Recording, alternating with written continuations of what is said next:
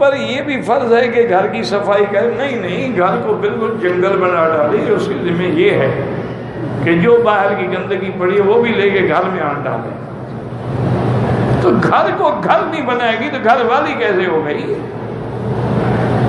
کیوں اس کو گھر والی کہتے ہو؟ جب گھر اس کا ہے تو ہر آدمی اپنی چیز کو صاف کر کے رکھتا ہے، یہ اس کی ذمہ داری ہے، اخلاقی بھی اسلامی بھی۔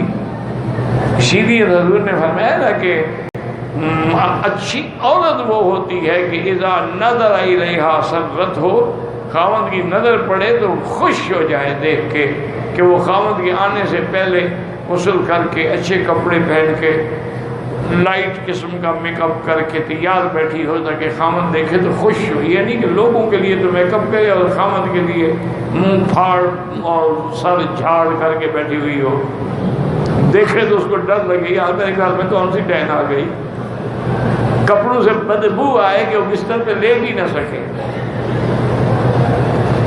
کیا۔